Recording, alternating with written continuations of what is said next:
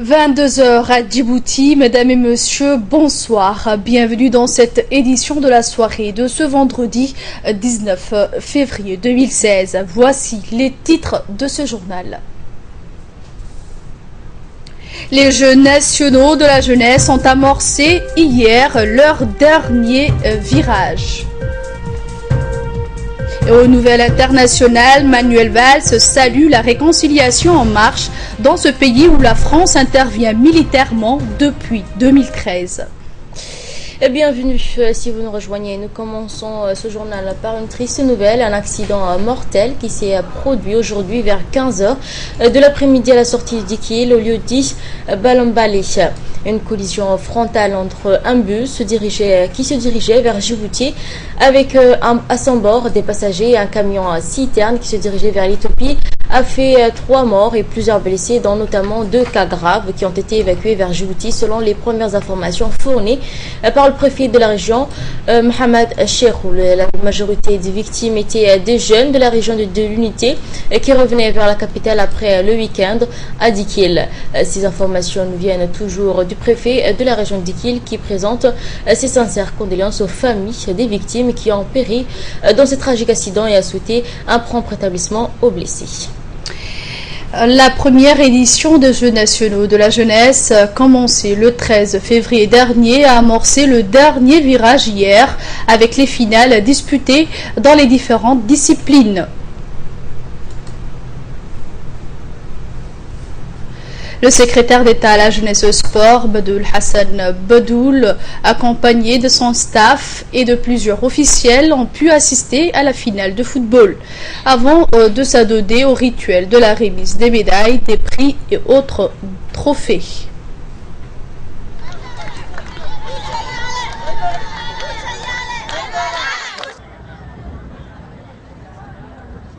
La cérémonie de clôture qui a eu lieu juste avant la tombée de la nuit. L'objectif présidentiel était d'atteindre l'excellence sportive en mobilisant les jeunes autour des valeurs patriotiques semble être atteint grâce aux belles performances de nos jeunes athlètes. Nous reviendrons sur plus de détails de cette cérémonie de clôture. En attendant le compte rendu complet de cette cérémonie, voici sans plus tarder le classement obtenu de la suite à la discipline. Dans la catégorie masculine, la première place revenait à Balbala, la deuxième place à Arta et la troisième place à Ali Sabié.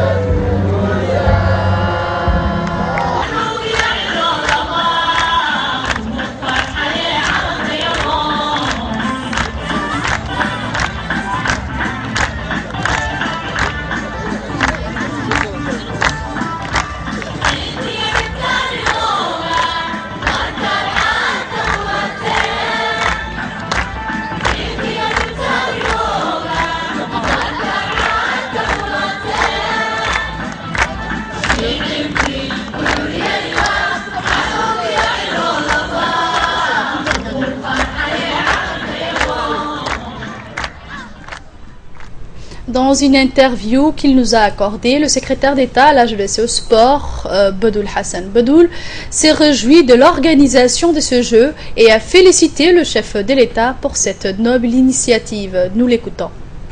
À l'issue des compétitions qui se sont déroulées dans la joie et dans la gaieté, je félicite en tout premier lieu d'abord la région d'Ali Sabié pour avoir remporté la récompense offerte par le président de la République, son Excellence M. Ismaël Marguerite, qui est de 10 millions. Ensuite également, les autres concurrents issus de 3 communes et de 5 régions aussi, qui ont donné tout afin d'être aussi les meilleurs. Aujourd'hui, nous sommes tous contents et ça s'est fini dans la joie et dans la gaieté Également maintenant, comme l'avait dit le président de la République, ces Jeux doivent permettre la détection des meilleurs talents à Djibouti. Nous avons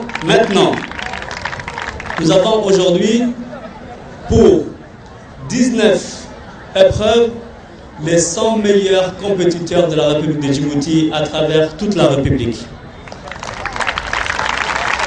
Cela va permettre de mettre en place la cartographie sportive, désormais, où nous pourrons savoir qui est le meilleur dans quelle discipline. Je recommande à la jeunesse de continuer maintenant dans cette voie, à l'équipe gagnante de montrer le bon exemple et aux autres, Inch'Allah, de compétir encore une fois pour les prochains Jeux nationaux de la jeunesse. Je remercie le président de la République pour l'initiative et aussi son soutien indéfectible à la jeunesse et au sport. Je remercie tous les membres du gouvernement, les parlementaires, les élus locaux et régionaux qui ont participé aussi massivement à la bonne organisation de ce jeu. Sur ce, je déclare clos les premiers Jeux nationaux de la jeunesse. Je vous remercie. Et pour les résumés des résultats de la matinée d'hier obtenus au complexe sportif de Roi Fahad, dans le football, l'équipe de Belbela remporte le match qui l'a opposé à l'équipe d'Ali-Sévier pour le score de 2-3 dans la finale masculine. C'est Razdika qui s'est opposé à l'équipe de Belbela sur le score de 12-10. Quant à la finale du basket féminin, le classement par équipe est le suivant: première place Blancs, deuxième place Ali-Sévier, troisième place Belbela. Et dans la discipline reine du football, l'équipe féminine de Belbela décroche la première place. Celle d'Arta et de Blancs se classant respectivement deuxième et troisième. Voici brièvement les autres résultats embêtants que dans la catégorie masculine: première place Blancs, deuxième place Arta, troisième place Obok. Dans la catégorie féminine, première place revient à Blancs, deuxième à Arta, troisième à Dikil. Et en volleyball, dans la catégorie masculine, la première place revient à Arta, la deuxième place est prise par Dikil et la troisième place revient à Razdika. Et dans la catégorie féminine, la première place est attribuée à Boulaos, la deuxième place à Ali-Sévier et la troisième place était pour Dikil. Plus de 200 jeunes qui ont compété sur 10 poules, garçons et filles confondus. J'ai à côté de moi Khadija, une des plus petites compétitrices de la compétition. Elle a fait de son mieux, même si elle a perdu. La prochaine fois, elle sera Inch'Allah une championne. Donc je remercie tous ceux qui ont pensé à faire ce jeu-là, parce que ça nous a permis de se rassembler, ça nous a permis de connaître des jeunes de toutes les régions, et les jeunes aussi nous ont connus. Et Inch'Allah, les prochains jeux, on va les faire dans un autre district, et on aura beaucoup plus de judokas que ça. Merci.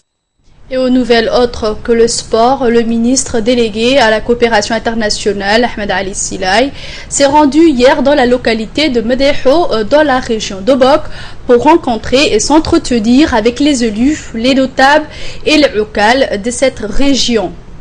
Accueilli à son arrivée par le préfet de la région, Hassan Dabale Ahmad, et des autorités de la région, le ministre a reçu un accueil chaleureux de la part des habitants de la localité de Dameho. Une importante réunion s'est tenue par la suite entre le ministre et les notables de Medeho et de la région en général. Le ministre délégué à la coopération internationale, Ahmed Ali Silay, a exhorté les notables et élus présents de retirer leur carte d'électeur au vu des élections présidentielles qui approche à grands pas. Il a également reculé de doléances des responsables locaux présents pour par la suite les remettre aux autorités compétentes et départements concernés. La population de Medeho s'est réjouie de la visite du ministre Silay, qu'ils ont remercié de faire preuve d'autant d'attention à leur égard et ont tous assuré au ministre de leur soutien au président de la République, Ismaël Omar Guelleh, pour les élections d'avril prochain.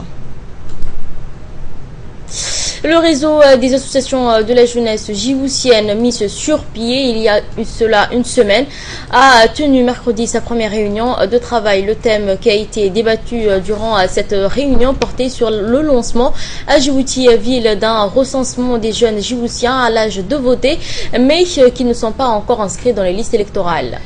Un projet phare qui sera lancé au niveau national, y compris Djibouti-Ville et les régions de l'intérieur, sera dirigé par le comité technique de ce réseau associatif. Ordre du jour, débat sur les modalités et les dates de lancement de ce projet de recensement. Les leaders du réseau se sont exprimés tour à tour en donnant leur satisfaction et ont promis de prendre part à cette activité dans les quartiers de chaque association membre du réseau. L'association Génération pour le développement et la solidarité d'Eldorado, ambassadrice de la paix, a tenu hier un atelier pour le lancement de caravanes de la paix dans les locaux de Bandar Djedid. L'association a regroupé des différentes associations de la capitale pour leur faire part de l'intérêt que revêt la mobilisation de la société civile pour la consolidation de la paix. Plusieurs thèmes ont été développés et débattus durant les travaux entre les participants, tels que l'historique des guerres et des conflits dans la Corne de l'Afrique, les méfaits des conflits et les violences dans les quartiers. Par ailleurs, les actions du gouvernement djiboutien en faveur de la paix ont été abordées, ainsi que le rôle de l'éducation dans la prévention des conflits, le rôle de la société civile en matière de prévention des conflits et de consolidation de la paix. En effet, l'objectif de cet atelier est de mettre en place un réseau national des associations qui militent pour la promotion et consolidation de la paix. L'atelier a fait l'objet d'une discussion nourrie autour de la valeur et la culture de la paix, en soulignant que le rôle de la société civile, notamment des ONG, est essentiel et déterminant dans la diffusion de la culture et la paix. En effet, les intervenants ont de leur part mis l'accent sur la mission des ONG et des associations en matière d'amélioration des conditions de vie de la population, ayant précisé notamment que celle-ci ne peut être réalisée en absence de la paix et de la sécurité. Dans leur intervention, les responsables de l'association de Génération pour le développement ont précisé que le concept de la paix est cher à tout individu issu d'une société donnée et que le principe de la paix passe au prime abord par l'individu lui-même en étant en paix avec sa propre personne. Il a rappelé aussi que la paix se construit à travers une bonne éducation, à travers le respect d'autrui, de la tolérance, de la culture, de la paix, de la justice et à travers des bonnes œuvres. Comme chaque vacances scolaires, le ministre de l'Éducation nationale et de la formation professionnelle, organisé par le biais du Centre de formation des enseignants de l'enseignement fondamental, sa plateforme de formation vient de clôturer sa 3e session pour cette année scolaire 2015-2016. Ainsi, des jours de formation étalés sur la semaine de vacances ont été dispensés pour un public aussi large et divers que les enseignants des petites classes sur la production orale.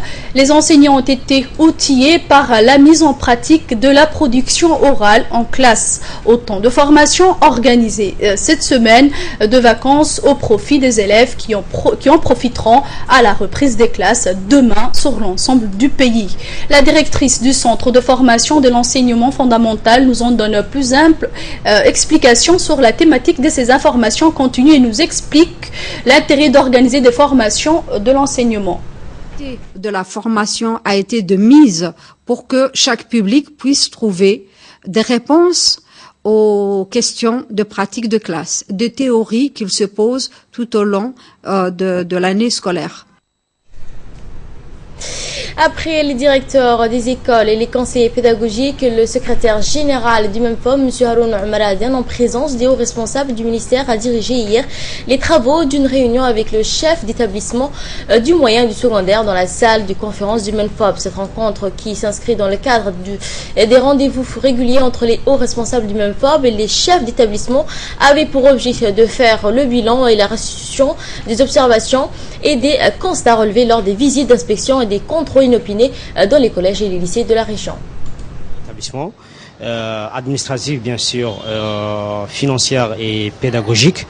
et celle d'aujourd'hui a principalement porté sur la campagne de titularisation que le ministère va entamer juste après les vacances dans les régions de l'intérieur, les suivis pédagogiques et administratifs des enseignants des établissements et d'une manière globale sur la bonne tenue des établissements qui est le souci principal du ministère de l'Éducation nationale.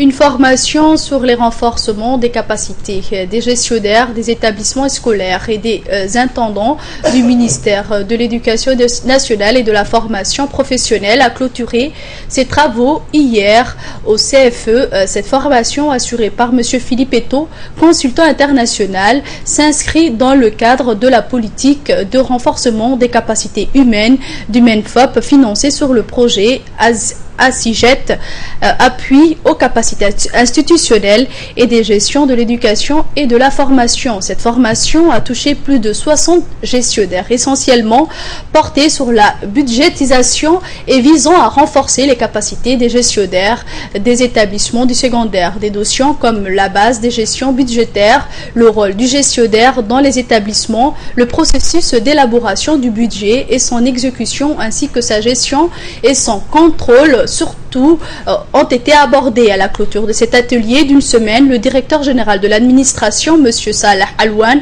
a rappelé l'intérêt de la portée de cette formation pour les responsables du MENFOP qui s'occupent de la gestion du budget des établissements, des collèges et lycées. Enfin, rappelant qu'un second volet est prévu la semaine prochaine pour former cette fois-ci les directeurs financiers du MENFOP, toujours au centre de formation des enseignants de l'enseignement fondamental. De gestion budgétaire, leur participation dans les processus d'élaboration, le processus d'exécution et de contrôle surtout budgétaire et puis de reporting.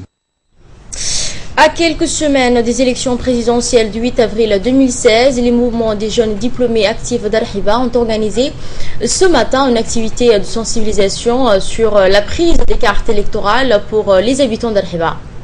Cette activité s'est déroulée en présence du président du mouvement des jeunes diplômés d'Arhiba, M. Alwan Habib Aref, et les différents responsables des associations actives d'Arhiba. Cette journée avait pour objectif de sensibiliser et de faire des portées à porte pour sensibiliser les citoyens d'Arhiba à prendre leur carte électorale à la sous-préfecture du 2e arrondissement. Ces jeunes ont aussi proposé à ceux qui ne sont pas inscrits au guichet électoral de leur procurer une ordonnance pour qu'ils puissent voter le 8 avril prochain. Le but majeur de cette activité est de faire comprendre à tous les habitants de ce quartier que la participation aux élections constitue l'expression des citoyens. En effet, les jeunes ont remercié les habitants d'Arhiba qui les ont accueillis à bras ouverts et ont par la suite remercié le directeur de l'association en question. Le président de commune de Belros, les différents représentants des associations, ainsi que le représentant des sages, surtout, sans oublier le directeur de la campagne, M. Ali Guelleh, qui nous a initiés dans cette voie. L'association des femmes engagées pour la protection de l'environnement a entrepris une soirée projection de reportage de développement de la région Tadjoura et de danse traditionnelle suivie de débats interactifs pour soutenir le candidat de l'UMP, Ismaël Omar Guelleh, pour un nouveau mandat en 2016. Cette soirée s'est déroulée à la sous-préfecture de Dora, en général avec la participation de la population de Balho. Forte participation de la population de Balho en présence des élus de la région, dont Ali Dini, et des notables. La présidente de l'association, Madina Salah, a remercié la population de Balho et la société Harro ainsi que la radio-télévision de Djibouti pour la collaboration de cette soirée de soutien du président.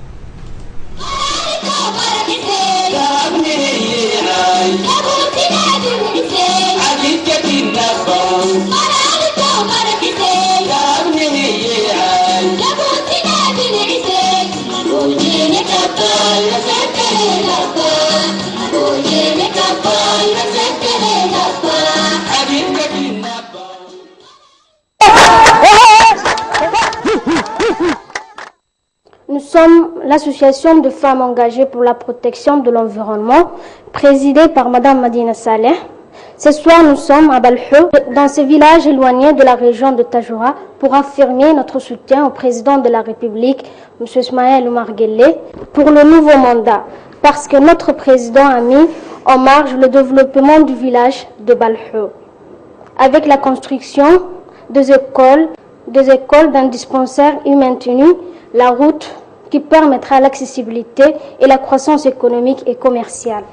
Notre association a beaucoup participé à ce genre d'activité pour aider la population en besoin. Nous remercions notre président de la République et la première dame et toutes les personnes qui nous ont soutenus.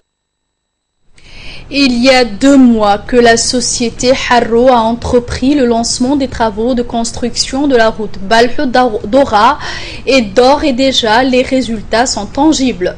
Les travaux avancent à grands pas avec cette société Harro chargée de réaliser ces tronçons qui mesurent 30 km.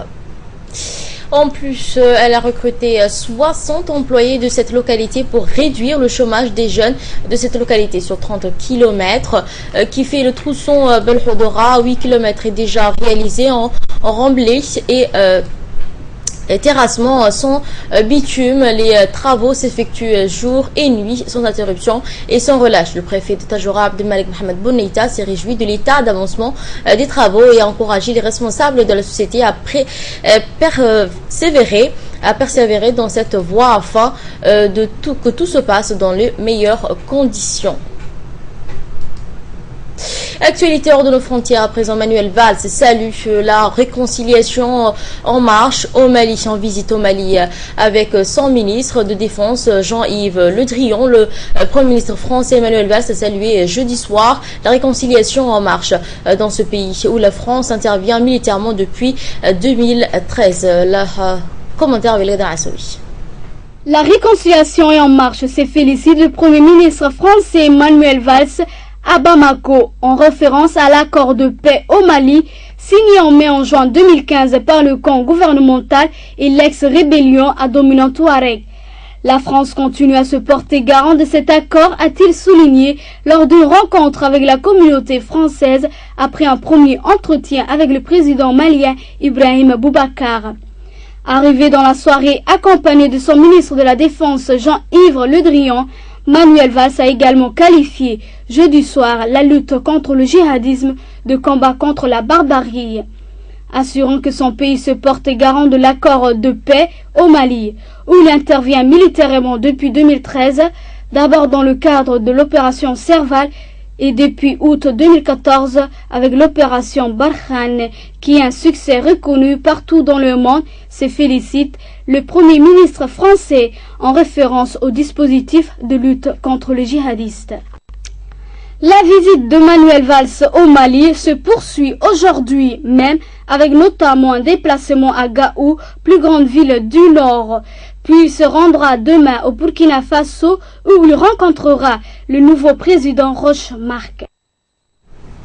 L'Autriche durcit sa politique migratoire aux grandes dames de Bruxelles. L'Autriche a décidé d'imposer des quotas journaliers à compter de ce vendredi. Pas plus de 80 demandeurs d'asile par jour. Commentaire toujours avec la dame Assoui. Les quotas portent aussi sur le nombre de réfugiés qui traversent le pays pour aller en Europe de l'Ouest. Pas plus de 3200 personnes en transit exigent les autorités autrichiennes. Le sujet a été évoqué lors du sommet européen à Bruxelles et le président de la Commission, Jean-Claude, a fait part de son désaccord avec l'attitude de Vienne. En ce qui concerne l'Autriche, je dois dire que je n'apprécie pas la décision qui a été prise. Il faut savoir si une telle décision est en conformité avec la législation européenne. C'est ce que nous étudions actuellement, déclare-t-il. Par ailleurs, l'Autriche et plusieurs pays des Balkans ont décidé de mieux coordonner leur politique de contrôle des réfugiés. Un accord a été signé dans ce sens en Croatie. Ce texte prévoit de procéder à un seul enregistrement de réfugiés. Cela aura lieu à la frontière entre la Grèce et l'ex-république yougoslave de Macédoine et non plus à l'entrée de chaque pays sur la route des Balkans. Des renforts policiers vont être déployés. Ne seront autorisés à entrer que les personnes venues de pays en guerre. C'est sur ces images que prend fin cette édition. Merci à vous de nous avoir suivis. Restez sur Télé Djibouti.